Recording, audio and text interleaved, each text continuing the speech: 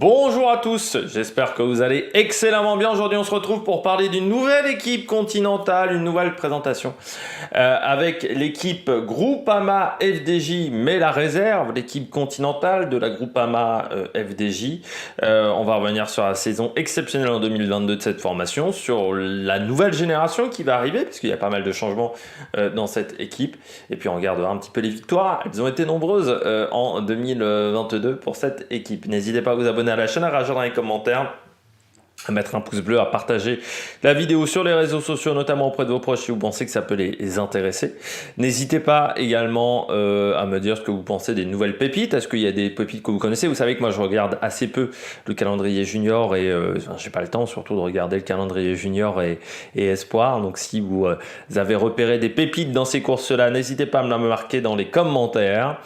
Et puis, n'hésitez pas à aller voir les autres vidéos des autres présentations si vous les avez ratées. Et puis, ou si vous voulez faire un petit cours de rattrapage, on va dire. Et puis, n'hésitez pas à aller vous abonner à la chaîne, à rajouter la petite cloche, comme ça vous êtes au courant des dernières vidéos qui sortent sur la chaîne, sauf feinte de la part de YouTube. Et puis, on commence tout de suite avec cette vidéo. Groupama, l'équipe continentale, saison 2022, c'est difficile de faire moins bien. C'est-à-dire que c'est difficile de faire mieux, surtout, plutôt que moins bien. C'est-à-dire 22 victoires. Ils ont été forts sur toutes les courses juniors. Parfois en faisant des démonstrations, je pense notamment à Liège-Bastogne-Liège, où ils font une énorme démonstration, mais Romain Grégoire notamment et l'équipe a été très forte. Et c'est normal que vous en ayez 7 qui montrent dans l'équipe World Team parce que c'est une génération qu'il ne fallait pas perdre. Et c'est un peu la seule solution pour ne pas les perdre. Et encore, ils perdent Jensen Pro-Right, par exemple, qu'ils n'ont pas pu garder, qui est parti chez Alpecin. Mais voilà, c'est une équipe qui a été assez exceptionnelle en termes de résultats. Qui a dominé avec des coureurs qui ont été très très forts pendant toute l'année, qui ont fait des sacrées choses, qui ont eu des sacrés résultats aussi, et qui ont fait surtout une saison complète, ce qui est assez rare à ce niveau-là. Et 22 victoires, c'est énorme en continental, et pour une réserve.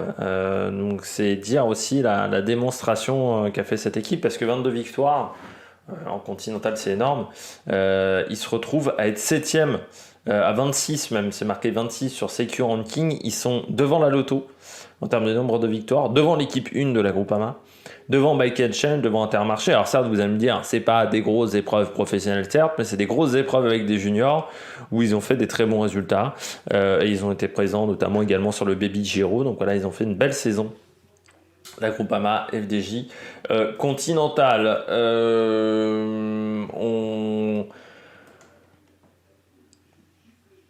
On va regarder tout de suite les victoires, parce que j'ai pas grand chose d'autre à dire. Du côté des victoires, il y en a 22.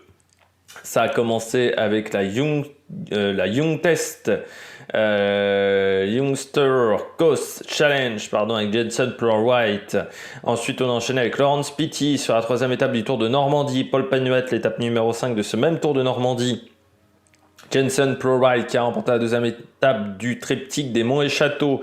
Enzo Paleni, le classement général, Liège-Bastogne-Liège U23 pour Romain Grégoire qui a remporté le Giro del Belvedere, également le GP Palio del Recioto, la Flèche Ardennaise et l'étape numéro 7 du Tour d'Italie, moins de 23 ans. Lorenzo Germani qui a remporté le championnat d'Italie Espoir. Il a également remporté l'étape 2 du Tour de la vallée d'Aoste-Mont-Blanc. L'étape numéro 4 de cette même course a été remportée par Robin Thompson et Lenny Martinez a remporté le général.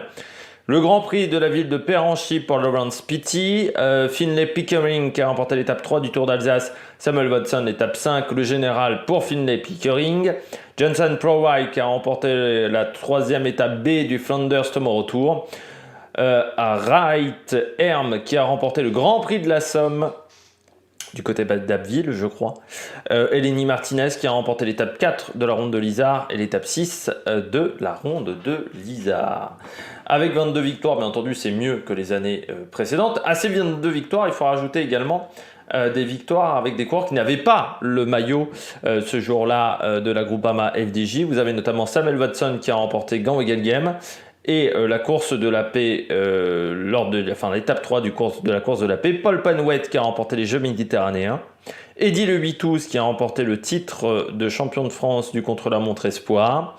Reid Herm qui a remporté le Baltic Chain Tour et l'étape numéro 1 de cette course. Et puis Romain Grégoire qui a remporté la 6e étape du Tour de l'Avenir. Avec 22 victoires, cette formation a fait donc bien mieux qu'en 2021, 8 victoires, mieux qu'en 2020, 1 victoire, mieux qu'en 2019.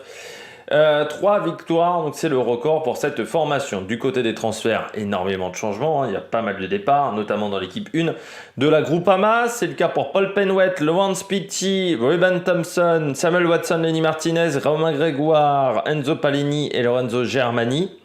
2 coureurs partent chez Trinity Racing, c'est Finlay Pickering et Joseph Pidcock.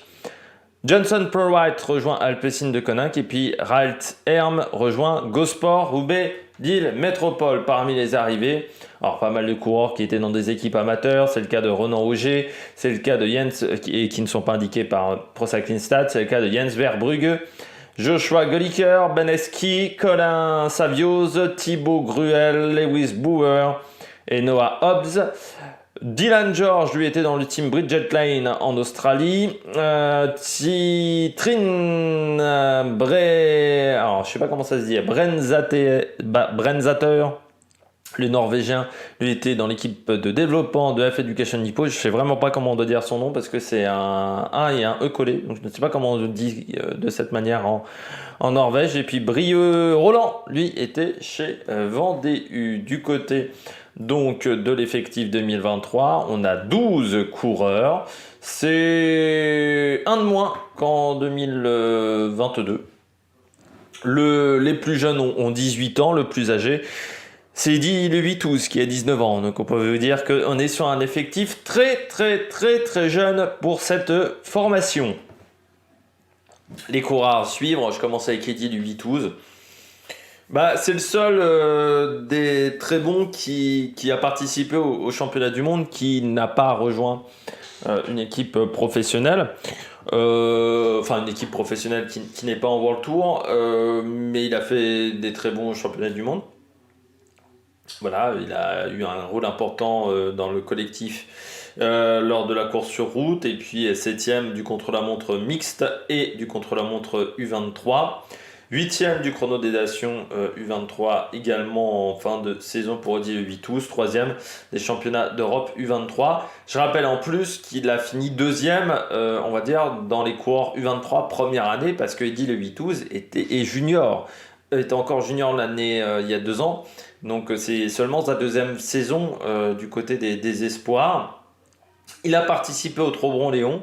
60e, et puis il a fini 17e du triptyque des monts et châteaux, 7e du contre-la-montre de cette course, 11e de la première étape du Tour de la Mirabelle, et puis 3e des championnats d'Europe U23 du contre-la-montre et champion de France U23 du contre-la-montre. Très bon sur le chrono, ce qui est assez rare en France, et puis également des qualités de rouleur, c'est un super équipier. Je pense que c'est un coureur qui va encore progresser cette année. C'est pour ça qu'on l'a laissé, je pense, dans l'équipe continentale, parce qu'on l'a trouvé peut-être encore un peu léger en termes de résultats du côté des courses espoirs. Donc on attend qu'il soit encore meilleur dans les courses espoirs. Ça sert à rien de faire monter un coureur en élite si déjà du côté des espoirs les résultats sont pas dans le top 10 des courses. Si vous avez un petit peu du mal à être dans le top 10 régulièrement de ces courses-là, il faut mieux rester du côté de la catégorie espoir. Et donc c'est ce qu'on fait avec Eddy Le Huitouz. On le prolonge son bail d'1 an, puis peut-être que l'année prochaine il va monter du côté des élites. Je pense que de toute manière on devrait le voir du côté de la catégorie élite. Et puis peut-être que si c'est pas chez Groupama, c'est d'autres équipes françaises qui iront le chercher, Eddy Le Huitouz. On poursuit. Ce qui est un peu le problème des comment dire, des réserves, c'est parfois de se faire piquer ses meilleurs coureurs. Je continue avec Dylan George, qui vient de l'équipe Bridget Lane. Dylan George, eh bien, l'un des tout meilleurs Australiens aujourd'hui.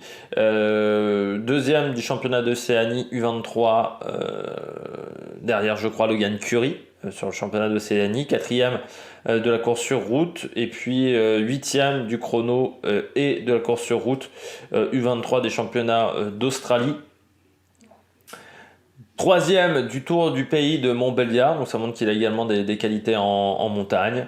Et puis dixième de la première étape du Tour de l'Avenir, le prologue autour de la Roche-sur-Yon. 16e du contre-la-montre entre Guignon et Servalier. Moi je trouve que c'est un coureur qui peut être intéressant. Là vous allez me dire les résultats sont pas exceptionnels. Sauf qu'en Australie, c'est compliqué quand vous êtes espoir junior, c'est pas très structuré en Océanie dans ces catégories-là. Souvent, il faut que vous passiez professionnel et vous n'avez pas vraiment le temps de vous former. C'est toujours un petit peu la difficulté pour les jeunes coureurs australiens. Parce que en interne, c'est pas très bien fait, enfin c'est un peu mal fichu. Donc avoir ces résultats-là en étant australien à 19 ans, c'est plutôt pas mal. Et pour dire, là on l'a pris pour un contrat de 2 ans, donc l'objectif c'est peut-être plutôt 2025 en World Tour et pas 2024. Donc c'est un coureur voilà, qui va déjà faire une première année pour s'acclimater. Il faut arriver en Europe, c'est pas toujours facile. Même s'il a fait pas mal de courses en France, notamment Tour de l'Avenir, le Tour d'Alsace, voilà, il a fait beaucoup de courses en France cette année, à partir du mois oui, même avant, au mois de mai, à partir du mois de mai. Mais voilà, l'idée, ça va être de se former dans ces courses-là et puis de progresser. Ça sera, je pense, objectif pour Dylan George, mais je pense que c'est un coureur qu'il faudra suivre. Joshua Golliker.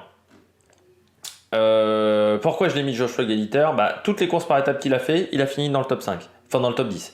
Vainqueur de la Ronde des Vallées, 5e de la Kaiser des juniors, 9e de l'Imbugé Val Romé Tour, donc une course où il y a pas mal de côtes, et 6e de l'Arche Van Bladel aux Pays-Bas. Ça veut dire qu'on est quand même sur un profil course par étape.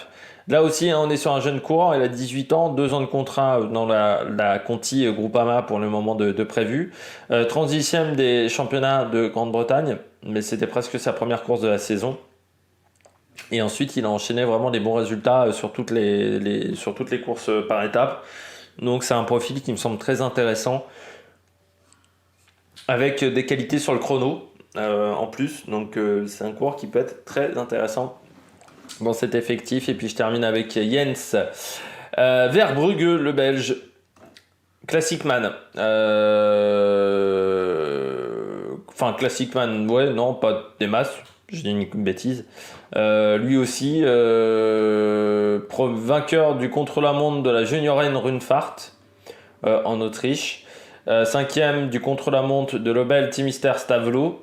26e au championnat du monde junior du contre-la-montre, vainqueur du trophée Centre Morbihan en ayant fini 4e du contre-la-montre du côté de Evelis, 2e des championnats de Belgique junior du contre-la-montre. Donc c'est un coureur voilà, qui a un profil intéressant aussi de rouleur. On est plutôt sur des profils de rouleurs, hein. Vous avez vu cette année plutôt sprint. Mais là aussi 1m83, 63 kg, c'est aussi un gabarit qui peut passer les bosses. Donc on verra comment ce coureur se performe. Et puis si vous avez repéré d'autres coureurs, n'hésitez pas à me le marquer dans les commentaires si vous y connaissez un petit peu plus du côté de cette catégorie junior. Eh bien, je crois qu'on a fait le tour. Je ne parle pas du maillot 2023, hein. Vous avez compris que c'est le même maillot que pour l'équipe élite. N'hésitez pas à vous abonner à la chaîne, à réagir dans les commentaires, mettre un pouce bleu. Et puis nous, on se retrouve pour de nouvelles aventures sur la Meg Production. Ciao, ciao!